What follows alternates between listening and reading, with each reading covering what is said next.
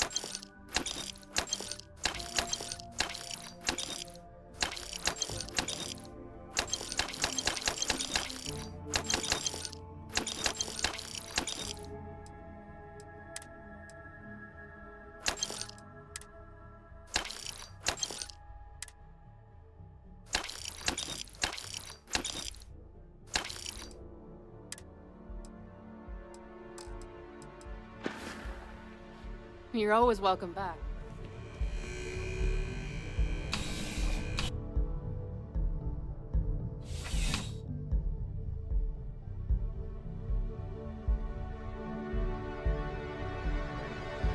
Service with... That's nice.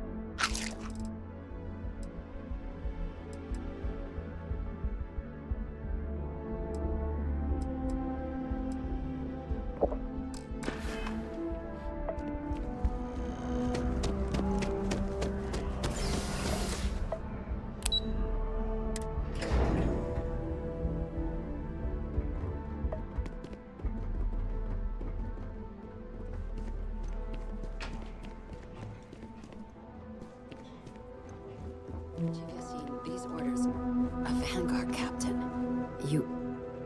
Yes, sir. I'll make sure they get what they require.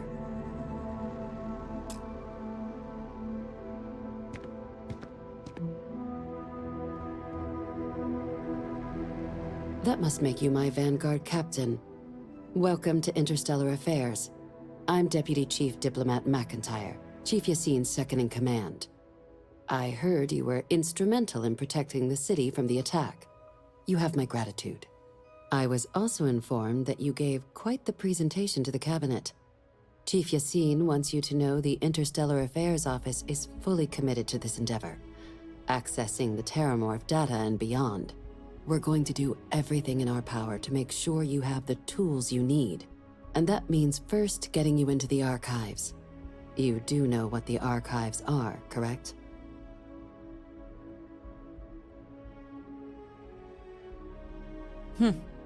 Someone paid attention in current events.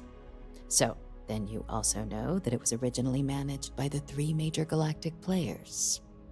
Access to the archives is only granted in cases of dire emergency, and requires a one-time use code from each of the 3 Armistice signatories. UC, Freestar Collective, and House Varun. Now, the UC's already on board, so that means we'll need to convince 2 people. The ambassadors of the Freestar Collective and House Varun to hand over their codes. Get them both and you'll have your data. But that's a lot easier said than done.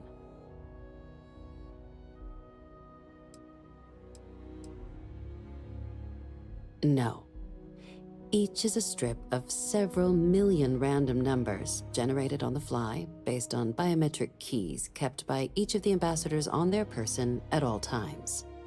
They're impossible to create without those keys, and those keys stay with the ambassadors, meaning we're accessing nothing if we can't get them on our side.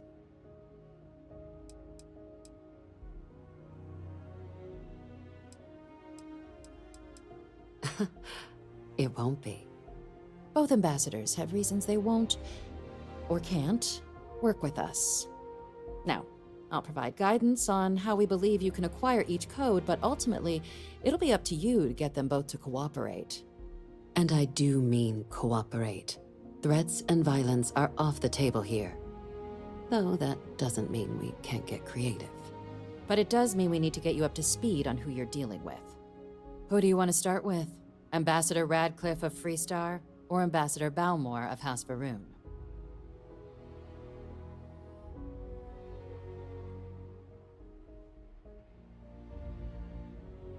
Ah, the good Ambassador Radcliffe. She's a veteran of the Colony War, and her only goal in life is to make ours miserable. If Sam is any example of how stubborn the Freestar people can be, then I can imagine how difficult it must be dealing with this ambassador. Now, officially, our office is suggesting you try and negotiate with her. Use your experiences as a member of the military and with the threat we're facing to convince her to lend her support. And who knows? Maybe that'll work. Stranger things have happened. But my suspicion is we're going to have to rely on other tools to get her code.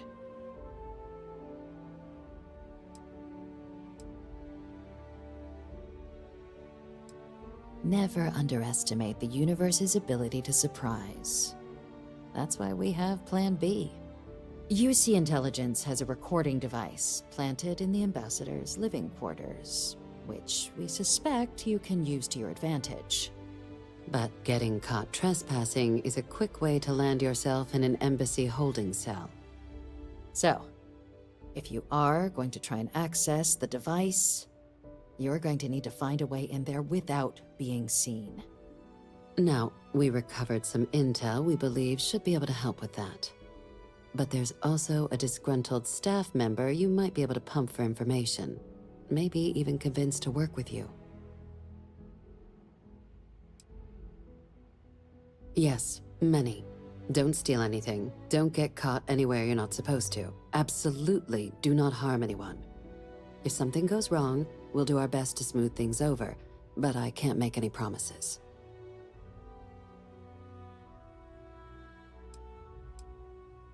Name's Cameron Long. He's younger than Ratcliffe, bears less of a grudge towards the UC. He works closely with the ambassador, making him a promising source for information on the ins and outs of embassy life, and someone who very likely hates her guts. All right. Here, your diplomatic ID.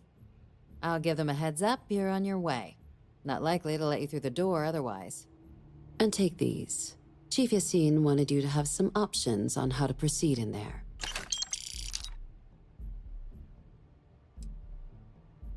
Ambassador Balmore's a challenge. When the rest of House Varun retreated into seclusion shortly after the signing of the armistice, Balmore stayed here. He's since lent his support to a small number of archival requests, so there's real hope he might again. Though claiming to know how a member of House Varun thinks is a quick way to earn yourself a psych eval.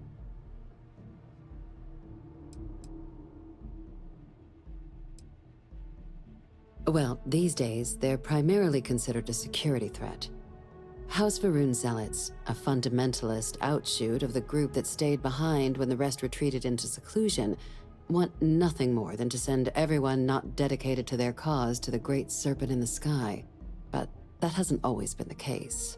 After they ended the Serpent's Crusade about 70 years back, House Varun did take a real run at trying to normalize relations with the rest of the galaxy.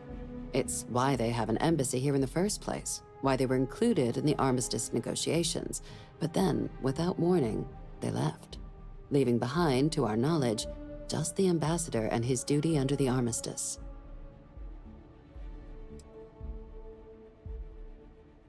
Well said. There's no reason to assume they're any worse than us, despite their cultural beliefs. Of course, but there is another wrinkle. We're not 100% sure Balmore's actually still alive.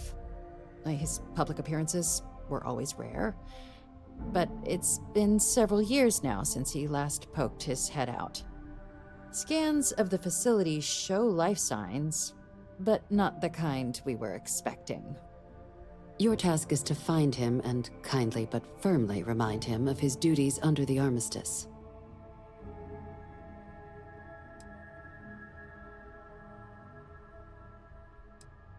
The Varun delegation brought more than a few of their native flora with them when they set up in the embassy.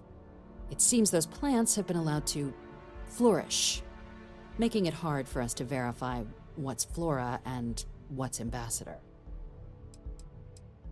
The embassy is still legally House Varun sovereign territory, so we're not technically permitted inside. We've snuck in the occasional spy, of course, but the ambassador has proven more evasive than you'd expect for a man of his age. But we're quite sure he hasn't left the city. The man stands out. Then you search the embassy for his biometric key, collect your code piece, and we'll go about notifying his next of kin, if we can ever find them. But let's hope it doesn't come to that. I have no doubt. Now, the embassy front door isn't an option, but our spies have stated there's a side entrance that should allow you access. Here, this device should get you all the way down to the embassy interior. Once you're inside, though, finding the ambassador is going to be up to you. And fair warning, we received a report that alarms might have been tripped inside the embassy during the attacks. Watch out for automated security in there. Now, if you have additional questions or require clearance for a new approach we haven't already discussed, don't hesitate to ask.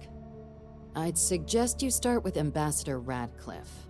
Approach her while the attack is still fresh in her and her staff's mind. Be smart out there, Captain.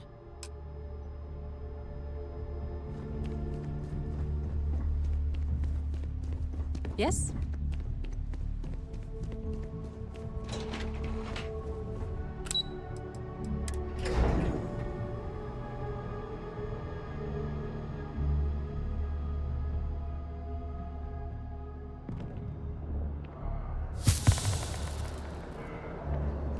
Yes?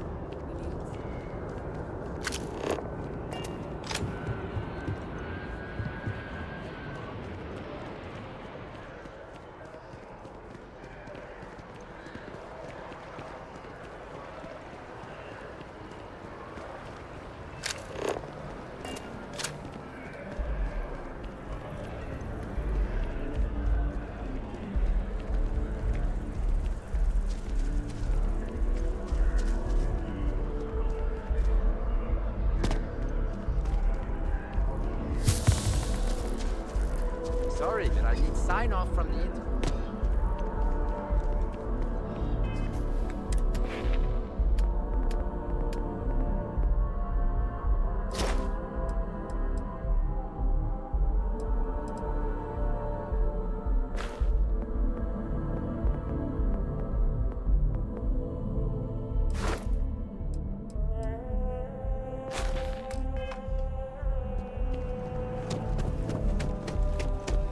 You are a visitor?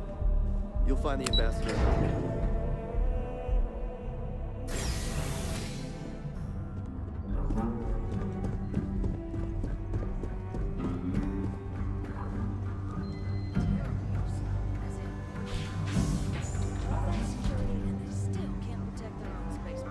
What do you need? I just wish I hadn't received the news from an SSNN broadcast. We have a strategic advantage to maintain, Mr. Long. Of course, ma'am. I'll make sure it doesn't happen again. Excuse me. Are you supposed to be in here? You're allowed 3 places. Conference room, lobby, or the ambassador's office. You set foot anywhere else, there's going to be proof. I'm sorry. Do you have an appointment?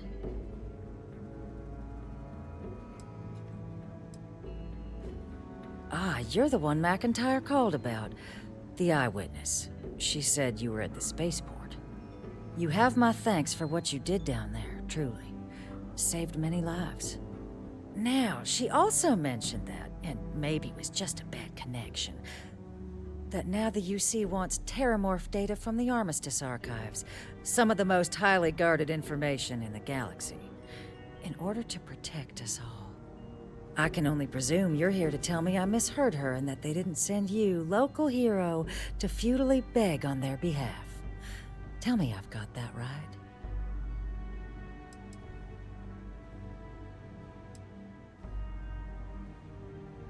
Excuse me. A less level-headed person might think that was a threat, Captain. The only threats you're facing are the 8-legged variety just outside your door. Now can we please stop playing games here? Lives hang in the balance. A lecture in morality from the UC. How quaint and short-sighted. Let me be frank, Captain. The answer is no. That information is there because it is dangerous. I will not be the one responsible for its release. Now, why don't you quit wasting my time and yours, and go? You're really gonna push this? All right, I will give you one chance, one, to convince me. Understood. I'm listening. The warmongers of the UC will find a way to make it dangerous. You have my word. You're not gonna flatter me into acting against the Freestar Collective's best interest. I suppose you're right. Our job and our responsibility. It's possible I might be letting my history cloud my judgment. Possibly.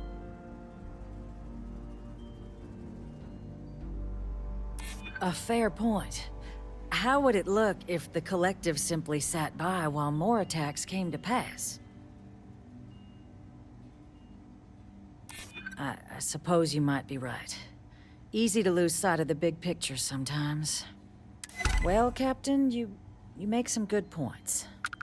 But if I'm really granting you access, I'm gonna need the following concessions.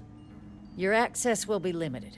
You can only take out the items related to stopping these terramorphs. The monitors will make sure of it.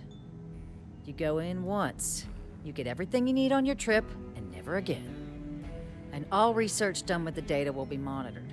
If this data is being used to save the galaxy needs to be involved in the oversight. Freestar scientists will watch your people like hawks. So, do we have an agreement?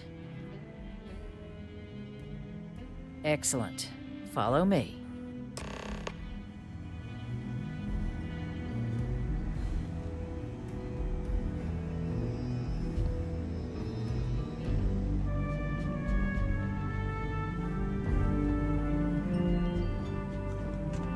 Everyone's a little on.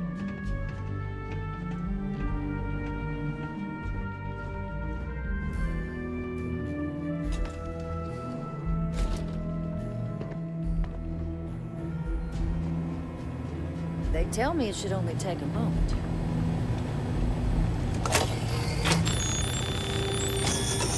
And there.